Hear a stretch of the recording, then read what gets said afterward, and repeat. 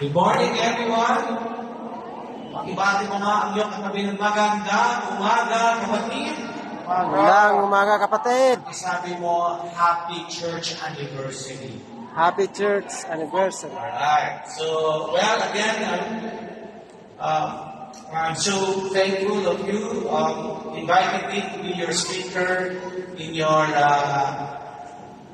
anniversary today. No? Alam niyo po, gusto ko lang i-honor si Pastor Jude and Dr. Mia. They have labored a lot. No?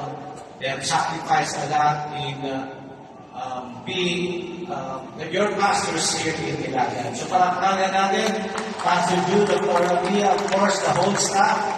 Alam ko na talagang yung mga leadership ito, talagang binibigay nila ang lahat to establish the kingdom here and of course to disciple the people.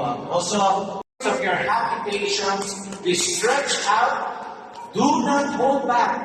Lengthen your cords, strengthen your stakes. Verse 3, for you will spread abroad to the right and to the left, and your offspring will possess the nations and will people the desolate cities. Let's all bow our heads and pray. Heavenly Father, we thank you for your grace, your favor upon this church. We thank you, Lord, for the great things that you have done and about, Lord, to do in this church. Thank you that you have prepared great things for this church. And so today, Lord, we move in faith, Lord God, to expand, to extend, and to strengthen this church. In Jesus' name we pray. Amen. Amen. Let's pray. We all lift up our hands as I do this. Lord, I pray for all the members of Victory Ilagan, all, Lord God, the leaders, all the volunteers, all the members. Lord, I pray that even as I lay their hands, I lay my hands together, I pray for your empowering to come.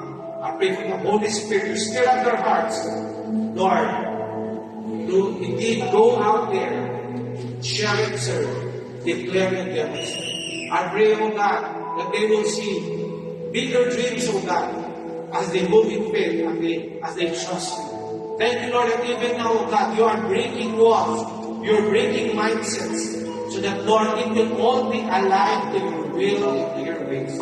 Lord, I petition them, expand, extend, strengthen, in Jesus' name. Amen. Amen.